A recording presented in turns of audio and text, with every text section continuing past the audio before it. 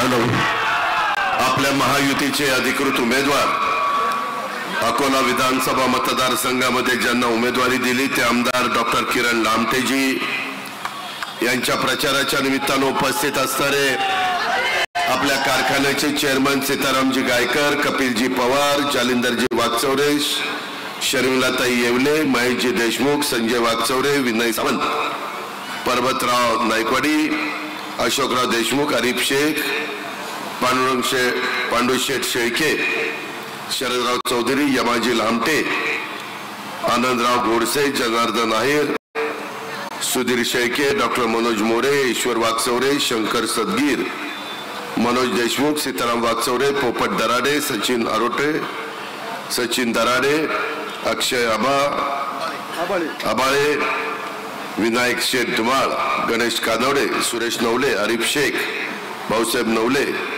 अनिल कोळकर, हेमंत देशमुख, महेश वागचौरे, बाळासाहेब देशमुख, अरुण माळवे, रोहिदास भोर, अशोक सावंत, महेश देशमुख, प्रकाश नायकवाडी, पापड महाराज, भाऊसाहेब पोकरकर, जौर शेख, आपल्या आत्ताच ठाकर समाजाचे नेते दीपक पथवे, विलासराव आगेवले, BS फोडसे यांनी राष्ट्रवादी काँग्रेस पक्षाला पाठिंबा दिलेला आहे. त्याचबरोबर भाऊ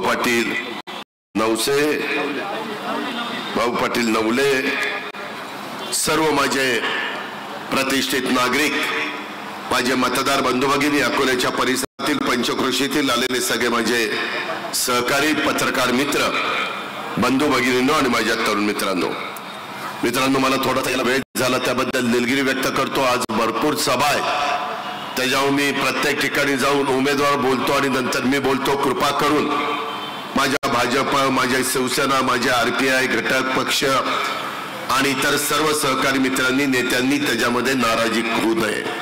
कारण आता 3च दिवस राहिले. 3 दिवसामध्ये जवळपास 18-20 सभा मला सगळ्यांना करायच्यात आणि त्यामुळे ही गोष्ट आमची तुम्ही समजून घ्या.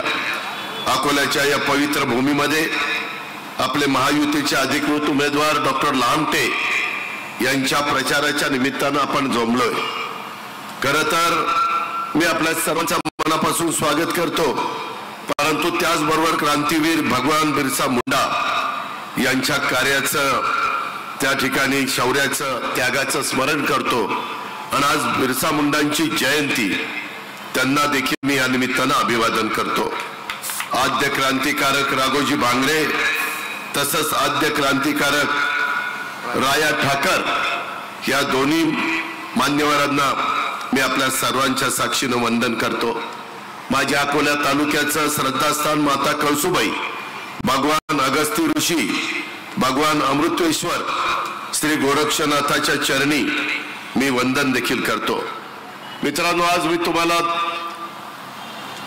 दुसऱ्यांदा आमच्या डॉक्टर लामटेंना आपलं बहुमोल अशा प्रकारचं मत हे उद्याच्या 20 तारखेला कितवा नंबर आहे, 2 वरून 2 नंबरला मशीन मध्ये आमच्या डॉक्टर लामटेंचं नाव आहे, त्याच्या पुढे त्यांचा फोटो आहे, त्यांच्या पुढे त्यांचं चिन्ह घड्याळ आहे आणि त्या घड्याळाच्या चित्राच्या शेजारी बटन दाबून आपण सर्वांनी त्यांना दुसऱ्यांदा महाराष्ट्राच्या विधानसभेमध्ये पाठवावं अशा प्रकारची आग्रहाची, कळकळीची विनंती माझ्या मायमाऊलींना, माझ्या बांधवांना, माझ्या तरुण सहकाऱ्यांना सगळ्यांना करण्याच्या करता मी आलेलो आहे. निवडणुका येतात, निवडणुका जातात, परंतु निवडणुकीच्या निमित्तानं आपल्या भागातनं जे उमेदवार उभे राहतात त्या उमेदवारांचं साधारण काय काम आहे, काय त्यांनी आजपर्यंत आपल्या करता केलेलं आहे, त्याच्या पाठीमागच्या काळात त्यांना संधी होती त्यावेळेस त्यांनी काय दिवे लावले का, काही केलंय, कुठं गोव्याला जाऊन काही उद्योग केलेत का, कुठं जाऊन काही केलंय का, हेही आपल्याला बघावं लागतं. कारण आपला लोकप्रतिनिधी उद्या निवडून गेल्यानंतर तो अकोले विधानसभा मतदारसंघाचा लोकप्रतिनिधी असतो. त्याचं चारित्र्य स्वच्छ असलं पाहिजे, तो निर्व्यसनी असला पाहिजे, तो जनतेचा विचार करणारा, त्यांचं कल्याण करणारा, त्यांना मिळालेल्या पदाचा वापर जनतेचे प्रश्न सोडवण्याच्या करता त्यांनी करायचा असतो.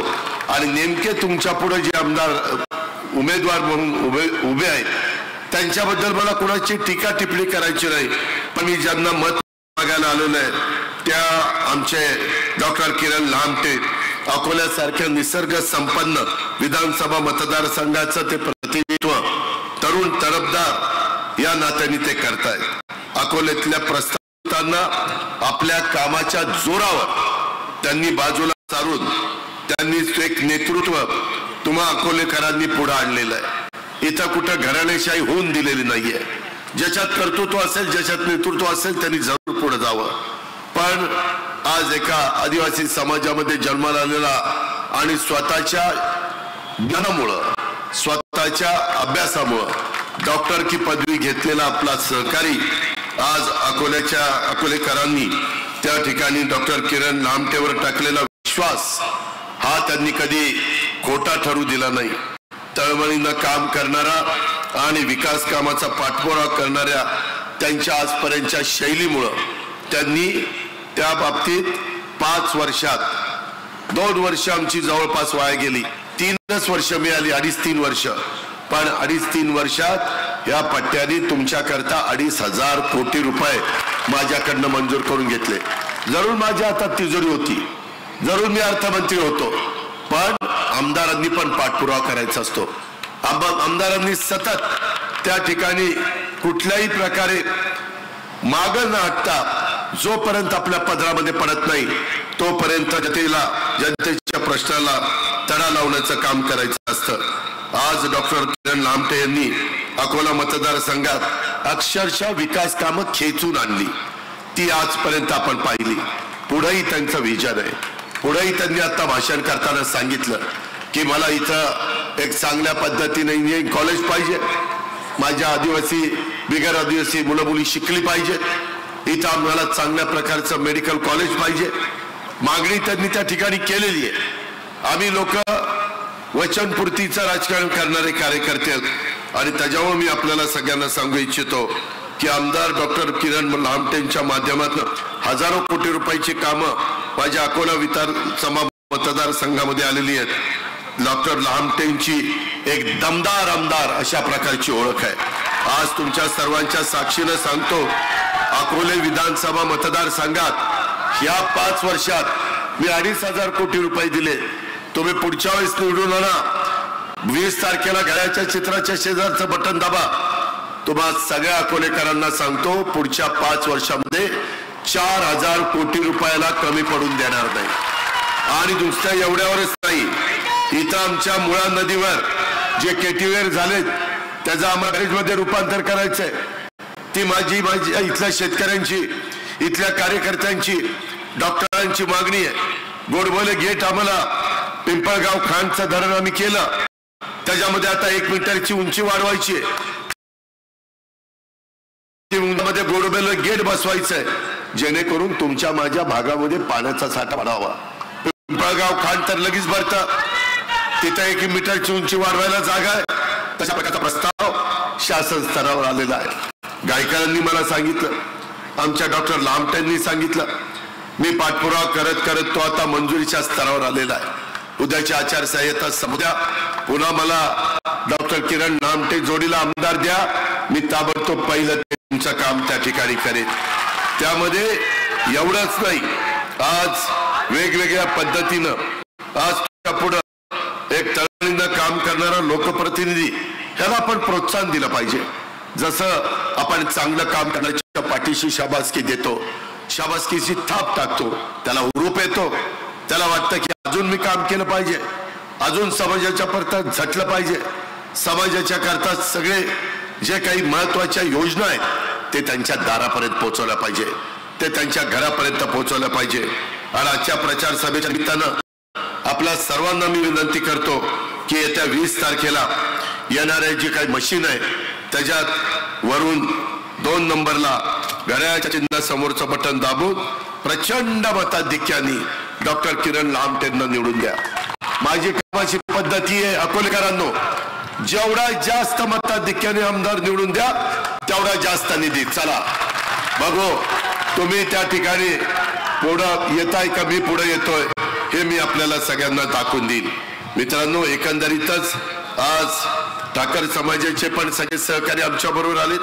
मी दीपकचं, विलासरावचं BS फोर्सेचं आणि त्यांच्या असंख्य सहकारी मित्रांचं स्वागत करतो। पण आमदार कसा असायला पाहिजे? गेल्या 1.5 महिन्याची जनसंवाद यात्रा ही आमच्या डॉक्टर लामटेंनी काढली। त्याच्यामध्ये वेळ पडेल तेव्हा रात्र जितवी मंदिर असेल तर मंदिरात झोपले, जिल्हा परिषदेची शाळा असेल जिल्हा परिषदेच्या शाळेत झोपले, तिथंच सकाळी सगळे जे अंघोळ पांघोळ असेल ती उरकायची, पुन्हा जनसंवाद यात्रा सुरू। 1.5 महिना पायाला भिंगरी बांधल्यासारखं प्रत्येकाच्या पर्यंत जाण्याचा त्यांनी प्रयत्न केला, वेगवेगळ्या प्रकारच्या समस्या सोडवण्याचा प्रयत्न केला। अहो काही आमदार निवडून जातात, पाट्या लावावं लागतात, आमचा आमदार दाखवा 10,000 रुपये मिळवा, तसं तर आपल्या डॉक्टर लामटेंनी कधी नाही। सतत त्याच्यामध्ये असा एकमेव आमदार आहे 288 मतदारसंघात दर आठवड्याला सोमवारी राजूरला आणि गुरुवारी अकोल्याला सकाळी 8 ते रात्री 8 पर्यंत जनता दरबार भरवायचा। कुणी मला सांगा की दादा तुम्ही सांगताय ते बरोबर नाही, आमका आमदार भरवायचं, मी म्हणेन ते ऐकीन। मी महाराष्ट्राला ओळखतोय, मी आज 8व्यांदा आमदार व्हायला निघालेलो आहे, त्याच्यामुळे मला सांध्या बांधण्यापर्यंत महाराष्ट्र पण माहिती आहे आणि आमदार लोकांची कामं पण माहिती आहे। आज त्यांनी दर आठवड्याला माझ्या सोमवारी राजूर आणि गुरुवारी अकोल्याला जनता दरबार भरून समस्या सोडवण्याचा प्रयत्न केला, जाणून घेण्याचा प्रयत्न केला। अकोलेकरांनो, कधी कधी समस्या इतकी लहान असते पण ती लहान समस्या सोडवण्यामध्ये देखील एक वेगळ्या प्रकारचा आनंद असतो। छोटे छोटे प्रश्न असतात, छोट्या छोट्या गोष्टी असतात आणि तो अतिशय थकून आलेला आमचा जो मतदार आहे, तो तरुण असेल तरुणी असेल, आमची माय माऊली असेल, आमचा बांधव असेल, त्या सगळ्यांना एक आधार देण्याचं काम की मला अकोलेकरांनी निवडून दिलाय, मी मिळालेल्या पदाचा आणि सत्तेचा वापर हा सर्वसामान्य माणसाचे प्रश्न सोडवण्याच्या करता करायचा असतो। तुम्ही सांगा की अशा पद्धतीने कुणी प्रश्न सोडवले का? ते डॉक्टर लामटेंनी त्या ठिकाणी सोडून दाखवले। ह्या गोष्टीची आठवण आपण सगळ्यांनी ठेवली पाहिजे। निसर्गाचं संरक्षण संवर्धन करणारा माझा आदिवासी बांधव, त्याच्यामध्ये त्यांना अनेक समस्या येतात, त्या सोडवण्याचं काम आम्ही करतोय। आदिवासी बांधवांना विकासाच्या मुख्य प्रवाहामध्ये आणण्याचं काम आम्ही त्या ठिकाणी करतोय। पर्यावरण पूरक विकासाला प्राधान्य देण्याचं काम हे आम्ही त्या ठिकाणी करतोय। आता देखील मी त्यांचं भाषण ऐकत होतो, जो साधू संतांचा विचार आहे, चांगल्या मार्गाने पुढे जावा, निर्व्यसनी राहावा, वेडेवाकडे प्रकार करू नका, असल्यांच्या नादी लागू नका, स्वतःच्या कुटुंबाचं संसाराचं नुकसान करू नका, चांगल्या मित्र जपसा, चांगल्या मित्रांची ओळख वाढवा आणि त्याच्यातनं तुम्ही त्या ठिकाणी पुढे जा। मधल्या काळामध्ये नरहरी जिरवाळ, आमचे डॉक्टर लामटे, काही माझे आदिवासी आमदार, आम्ही रुलिंग पार्टीमध्ये होतो, परंतु राज्यातल्या पेसा क्षेत्रातील विविध शासकीय विभागातील पदांची भरती प्रक्रिया गेल्या अनेक वर्षापासून अडकलेली होती, त्यामुळे अनेक सुशिक्षित युवकांना त्याचा फटका बसायचा। पेसा क्षेत्रात बिगर आदिवासी बांधवांनी काही भूमिका घेतलेली होती, प्रत्येकाला भूमिका घेण्याचा अधिकार आहे, त्याबद्दल आमचं कोणाचं दुमत असण्याचं कारण नाही। काही जण कोर्टामध्ये गेले, त्याच्यामुळे काही प्रश्न निर्माण झाले, त्याचा फटका पेसा क्षेत्रातल्या सर्व सरकारी विभागामध्ये भरती प्रक्रियेला बसला। सरकारी कार्यालयात तसंच शिक्षक संस्थांच्या मध्ये भरती न झाल्यामुळे त्याचा परिणाम हा सर्वसामान्य जनतेला रोजच्या कामासह विकासाच्या कामामध्ये देखील बसत होता। त्याच्यामुळं यांनी ते आंदोलन केलं।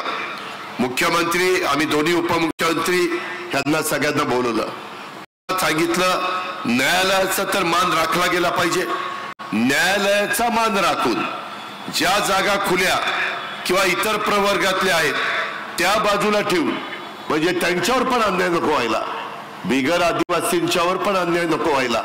सुप्रीम कोर्टात मॅटर आहे, न्यायालयाचा पण मान राखला गेला पाहिजे, त्या बाजूला ठेवून भरती प्रक्रिया राबवता येते का त्याचा अभ्यास करून निर्णय घेण्याचा प्रयत्न आम्ही करणार आहे। त्यामुळं आदिवासी विभागाच्या माध्यमातून काही तोडगा निघतो का याबद्दलचा प्रयत्न मागील आरक्षणाच्या बाबतीमध्ये आम्ही तशा प्रकारचा तोडगा काढून दाखवला। आम्ही त्यांना सांगितलं की त्या रस्त्याने आपण जाऊया आणि त्याच्यातनं तो तोडगा काढून दाखवूया। मित्रांनो, तुम्ही काळजी करू नका, आम्हाला आदिवासी समाजाला पण जपायचंय, आम्हाला बिगर आदिवासी समाजालाही जपायचंय, मागासवर्गीयालाही न्याय द्यायचा आहे, अल्पसंख्याकांनाही बरोबर घ्यायचं आहे। शाहू फुले आंबेडकरांची विचारधारा, ह्या विचारधारेने आम्हाला पुढे जायचंय। आम्हाला जातीय सलोखा ठेवायचा आहे, आम्हाला कुठेही कुणाचा दुस्वास करायचा नाही।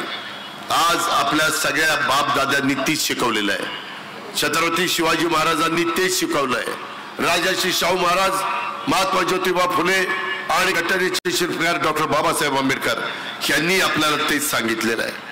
आणि म्हणून तुम्ही काळजी करू नका। आद्य क्रांतिकारक राघोजी भांगरे आदिवासी बांधवांच्या सह आपल्या सर्वांचे श्रद्धास्थान तुम्हाला लागून असलेल्या नाशिक माझ्या जिल्ह्यात इगतपुरी तालुक्यात वासाळीत त्यांचा भव्य स्मारक आपण उभा करतोय, ज्याचा उल्लेख आमच्या आमदारांनी केला। आणि आद्य क्रांतिकारक राघोजी भांगरे यांच्या स्मारकाबरोबरच आजूबाजूचा परिसर पर्यटन स्थळ म्हणून विकसित करण्याच्या सूचना मी ज्यावेळेस मीटिंग घेतलेली होती, माणिकराव कोकाटे होते, आमदार मंडळी होती, त्यावेळेस मी त्यांना दिल्या की त्याच्यामध्ये ते पण आपल्याला करायचंय। का तर पर्यटन वाढलं पाहिजे, पर्यटनातनं स्थानिकांना रोजगार मिळाला पाहिजे।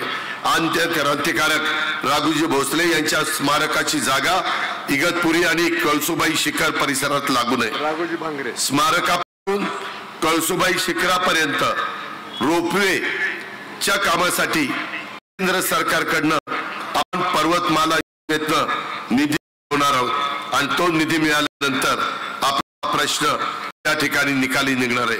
अशा पद्धतीचे हे महापुरुषांची चांगली चांगली स्मारकं उभी करण्याचं आणि ते मग माझ्या नियोजन खात्याकडे घेतलेलं आहे। पैशाचं काळजी करू नका, पैशाची तिजोरीची चावी माझ्या हातात आहे, त्याच्यामुळं तुम्ही त्याबद्दल कुठली शंका दुशंका मनामध्ये बाळगू नका। निळवंडे धरण 50 वर्ष हा प्रश्न प्रलंबित होता, अनेक जण आले, अनेक पुढारी झाले, अनेकांनी निवडणुका जिंकल्या, परत गेले, परंतु तो प्रश्न सुटला नाही। आता हा प्रलंबित असणारा प्रश्न आपण मार्गी लावलाय। या धरणामुळं आपला अहिल्यानगर दुष्काळी भागातील पाणी टंचाई दूर व्हायला मदत होणार आहे। अहमदनगरचं आता अहिल्यानगर नाव झालंय। आपल्या अहिल्यानगर जिल्ह्यातले अकोले, संगमनेर, राहता, राहुरी आणि कोपरगाव या धरणाचा फायदा निळवंड्याचा ह्या तालुक्यांना होणार आहे। तर नाशिक जिल्ह्यातल्या 182 गावांना निळवंडे धरणाचं वरदान होणार आहे। त्याच्यामुळं काही हजार हेक्टर जमीन ही सिंचनाच्या खाली येणार आहे, सिंचनाचा प्रश्न सुटणार आहे। नाशिक ते अहिल्यानगर जवळपास 125 गावांना पिण्याचं पाणी त्या ठिकाणी मिळणार आहे आणि त्याच्यामुळं आपण काळजी करू नका। ह्याही कामामध्ये आमचं सगळ्यांचं लक्ष आहे, नेत्यांचा पाठपुरावा चाललेला आहे, आमदारांचं त्याच्यामध्ये लक्ष आहे, त्या पद्धतीनं आम्ही पुढे चाललोय। मला तुम्हाला सांगायचंय माऊलींनो, तुम्हाला माझी लाडकी बहीण योजना आणली, हे विरोधक आहे ना ते कोर्टात गेले, स्थगिती आणण्याचा प्रयत्न केला। मी म्हटलं का रे बाबांनो, कशा करता एक चांगली गरीब महिलांच्या करता योजना आम्ही आणतोय, 2,30,00,000 महिलांना आज आम्ही हा त्या ठिकाणी लाभ देतोय, तो त्यांचा अधिकार आहे। त्या सबल झाल्या पाहिजेत, त्या सक्षम झाल्या पाहिजेत। जातपात बघितली का, सगळ्या महिला, फक्त ती गरीब असली पाहिजे, सगळ्या जातीच्या महिला त्याच्यामध्ये घेतल्या। आतापर्यंत 7,500 रुपये दिलेत, भाऊबीज पण दिली, त्याच्या आधी रक्षाबंधन होतं, ते राखी पौर्णिमेची पण ओवाळणी दिली। आम्ही पुढे आपल्याला हे द्यायचं आहे। मगाशी यांनी सांगितलं तसं बांधवांना 3, 5, 7.5 हॉर्स पॉवर, मागचं बिल द्यायचं नाही, चालू बिल 0 करून टाकलंय, पुढचं बिल येणार नाही, हे आपल्याला पुढे चालू ठेवायचंय। तुम्हाला 3, 5, 8, 5 गाईच्या दुधाला 7 रुपये करून टाकलेत, 28 आणि 7 35 माझ्या शेतकऱ्याला परवडायला लागले, ते आपल्याला पुढे चालू ठेवायचंय। तुमच्या 3 गॅस सिलेंडर ते चालू ठेवायचंय। हे सगळं करत असताना विरोधक मात्र बंद करायला निघालेले आहेत। माय माऊलींनो आणि बांधवांनो, मला रे सांगा, इतके वर्ष काँग्रेसचं सरकार होतं, कधी ₹1.25 पण नाही दिला। आम्ही 1,500 रुपये दिले तर ह्यांना बघवना। आज आमच्या मायमौलींना देतोय, ती बाजारात जाते, काही ना काही स्वतः करता घेतीये, स्वतःच्या मनामध्ये जी इच्छा आहे ती इच्छा पूर्ण करण्याचा प्रयत्न करते। तिची दिवाळी चांगली झाली, ह्याच्या आधी तिच्याकडं तिच्या स्वतः करता पैसा नव्हता, तिच्या अकाउंटला डायरेक्ट पैसे जात आहेत। माझ्या शेतकऱ्यांनी दूध घातल्यानंतर तुमच्या डायरेक्ट अकाउंटला बँकेत पैसे जात आहेत। आम्ही मधी कुणी मध्यस्थ ठेवलेला नाही। मध्यस्थ ठेवला की ती कुठेतरी गडबड करतोय, ती तोडपाणी करतोय। आम्हाला तोडपाणी होऊन द्यायचं नाही, आम्हाला पारदर्शक कारभार करायचा आहे आणि त्यामुळं आम्ही ही योजना आणली। योजना मायमौलींना चांगली आहे का नाही? चांगली आहे। आज महिला खुश आहे, समाधानी आहे, त्यांच्या चेहऱ्यावर आनंद दिसतोय, त्यांच्या चेहऱ्यावर हसू दिसतंय। का नसावं? हेच आम्हाला साधायचं होतं आणि म्हणून आपल्याला वीज माफीची, दुधाची ही योजना, लाडकी बहिणीची, 3 गॅस सिलेंडरची, मुलींना मोफत शिक्षणाची, ही सगळी पुढे चालू ठेवायची असेल तर उद्याच्या 20 तारखेला मशीनच्या पुढे जाल, त्यावेळेस वरनं 2 नंबरला घड्याळ बघायचं, बटन दाबायचं, बाहेर यायचं।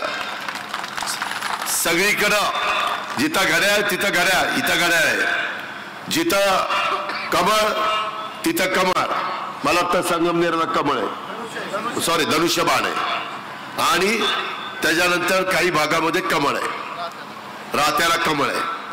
पालकमंत्र्याची गुण, जिथं कमळ, जिथं घड्याळ, जिथं धनुष्यबाण ते बटन दाबायचं। ते बटन दाबल्यानंतर आम्ही लोक निवडून येऊ, ते तुमच्या हातामध्ये, तुमच्या मनामध्ये। आम्ही निवडून आल्यानंतर पुन्हा आपलं युतीचं सरकार येईल, युतीचं सरकार आल्यानंतर आपल्या योजना पुढे 5 वर्ष चालू।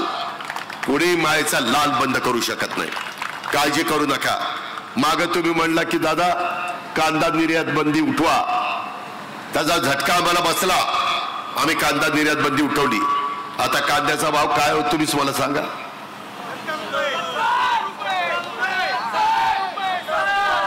आज परवडतंय ना, मैंदाळा परवडतंय, त्याच्यामुळं आज समाधानी आहेत माझे शेतकरी। 1 रुपयात पीक विमा दिलाय, धरणं सगळी भरली, शेतकऱ्यांना वेगवेगळ्या प्रकारची पिकं घेण्याच्या करता मदत आम्ही करतोय।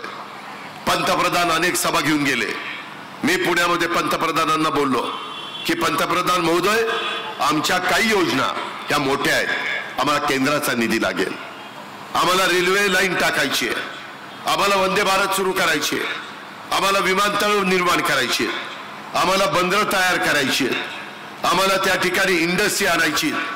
त्याच्या इथं मी डॉक्टरला खूप म्हणत होतो की डॉक्टर मोठा प्लॉट बघा, परंतु इथं जागा मर्यादित आहे, दऱ्याखोऱ्याचा प्रदेश आहे, डोंगर माथा आहे, अशामुळं तिथं मर्यादा पडल्या। पण म्हटलं चला आहे ते तरी सुरुवात आपण करू, ती सुरुवात आपण त्या ठिकाणी केलेली आहे। आम्ही कामाची माणसं आहोत, आम्ही बिनकामाची माणसं नाही आहेत, आम्ही काम मनापासून करणारी आहोत। आणि त्याच्याकरता माझ्या अकोलेकरांनो, माझी तुम्हाला आग्रहाची, नम्रतेची, कळकळीची विनंती आहे की या सगळ्याच्या बाबतीमध्ये तुम्ही या योजना बंद न पडून देण्याच्या करता, आज आपली अर्थव्यवस्था वाढवण्याच्या करता, महाराष्ट्राला आर्थिक बाबतीमध्ये सक्षम करण्याच्या करता, आदिवासी बांधवांच्या विविध योजना त्या आदिवासी बांधवांच्या तळागाळातल्या माणसांच्या पर्यंत पोहोचवण्याच्या करता, आदिवासी बांधवांना विकासाच्या मुख्य प्रवाहामध्ये आणण्याच्या करता, ह्या प्रत्येक घटकाच्या समतोल विकासावर आमचा भर आहे। आम्ही तिथं अजेंडा राबवतोय। आज मी आमच्या डॉक्टर लामटेंचा जाहीरनामा देखील तुम्हाला दिलेला आहे। प्रत्येक तालुक्याला राष्ट्रवादीचे जेवढे आमदार आहेत त्या सगळ्यांचे जाहीरनामे आम्ही तयार केले। ह्या आमदाराला निवडून दिल्यानंतर उद्याच्या 5 वर्षात आमदार काय करणार आणि 5 वर्ष काम केलं त्यावेळेस त्यांनी कुठली कुठली कामं केली, ह्या सगळ्याचा आलेख, ह्या सगळ्याचा खातरजमा करून आम्ही तुम्हाला त्या ठिकाणी देतोय। माझी तुम्हाला विनंती आहे, असं कोणी करत नाही, परंतु आम्ही ते केलेलं आहे। आम्ही सोशल इंजिनिअरिंग पाळलेलं आहे। मला ज्या जागा आल्या भाजप, शिवसेना आणि महायुतीमध्ये, त्याच्यामध्ये त्या जागांच्या मध्ये मी आदिवासी समाजाला 12.5% जागा दिल्या. 12.5%. तुम्ही म्हणाल कोण कोण? डॉक्टर लामटे, नितीन पवार, हिरामण खोसकर, नरहरी झिरवाळ, बाबा अत्राम आणि दौलत दरोडा. अजून कोणी राहिलं ना? अशा पद्धतीनं आम्ही प्रतिनिधित्व दिलं. मागासवर्गीय समाजाला 12.5% जागा दिल्या. त्याच्यानंतर महिलांना 10% जागा दिल्या. मायनॉरिटीला 10% जागा दिल्या. 45% जागा शिवशाहू फुले आंबेडकरांचं मी नाव घेतो त्या विचारांनी मी दिलेलं आहे. आम्ही सगळ्यांनी, त्याच्यामध्ये भुजबळ साहेब असतील, प्रफुल्ल पटेल, सुनील तटकरे, धनंजय मुंडे, हसन मुश्रीफ, दिलीप वळसे पाटील, आम्ही सगळेच त्याच्यात आहोत. सगळ्यांनी मिळून हा निर्णय घेतला. कारण शेवटी हे राज्य सर्वांचं आहे, सर्व जाती धर्माचं आहे आणि त्यांचंही प्रतिनिधित्व तिथं आले पाहिजे, त्यांची भूमिका तिथं मांडता आली पाहिजे. या पद्धतीचं काम राष्ट्रवादी काँग्रेस पक्षाने केलंय, महायुतीनं केलंय. आपला कारखानापुरामध्ये अडचणीत होता, कायकर साहेब आले, बोर्ड आलं, डॉक्टर लामटे आले, दादा काहीतरी मार्ग काढा. आम्ही बसलो, NCDC मध्ये प्रस्ताव दिला आणि मला वाटतं गायकर साहेब 94 कोटी दिले, 94 कोटी रुपये दिले. ते तुमचं वैभव आहे. इथल्या ऊस उत्पादक शेतकऱ्यांना एक आधार देण्याचं काम तो कारखाना करतोय, कामगारांना रोजीरोटी पुरवण्याचं काम करतोय, ऊस तोडणी कामगारांना त्या ठिकाणी 2 पैसे मिळवून देण्याचं काम करतोय. आज कारखाना सुरू केलेला आहे. 15 तारीख आज आहे. उद्याच्याला तो कारखाना उत्तम पद्धतीने पुढे जावा. जी अडचण येईल ती अडचण दूर करण्याची धमक आणि ताकद आहे अजित पवारांमध्ये. त्याच्यामुळे तुम्ही काळजी करू नका. काम चोख झालं पाहिजे, रस्ते उत्तम क्वालिटीचे झाले पाहिजे. जे काही इथं शासकीय खर्चाने होईल त्याच्यामध्ये तडजोड नाही. या पद्धतीनं आज डॉक्टर लामटे आणि आम्ही सगळेजण काम करतोय. म्हणून अकोलेकरांनो, माझी तुम्हाला विनंती आहे, माझी 2 ला सभा आहे पुढं, माझी तुम्हाला विनंती आहे, अजून राहिलेल्या काळात कुठल्याही परिस्थितीमध्ये वेगवेगळ्या प्रकारे प्रलोभनं दाखवली जातील, वेडवाकड सांगितलं जाईल, दिशाभूल केली जाईल. अजिबात आपण ह्या लबाडा घरचं आवातनं काही खरं नसतं, त्यावर विश्वास ठेवू नका. मी शब्दाचा पक्का आहे. माय माऊलींनो, अजित पवारचा वादा आहे, मी कधी खोटं बोलत नाही. तुम्ही त्या पद्धतीनं आमच्या डॉक्टर लामटेच्या पाठीशी उभं राहा. डॉक्टर लामटे, तुम्ही सगळ्यांना राहिलेल्या दिवसामध्ये बरोबर घेऊन चला. आपले सगळ्या लोकांना हा आमदार आपल्याला हवासा वाटला पाहिजे, ह्या पद्धतीनं काम करा आणि प्रचंड मताधिक्याने तुम्ही डॉक्टर लामटेंना घड्याळाच्या चित्राचं बटन, शेजारचं बटन दाबून आमच्या बरोबर महाराष्ट्राच्या विधानसभेमध्ये पाठवा आणि तुमच्या विकासाचा जो काही दरवाजा आहे तो दरवाजा खोला आणि प्रचंड मोठ्या प्रमाणावर निधी आणण्याच्या करता तुम्ही डॉक्टर लामटेला साथ द्या. ही सागराची नम्रतेची कळकळीची विनंती करतो आणि आपल्या सगळ्यांची रजा घेतो. जय हिंद, जय महाराष्ट्र.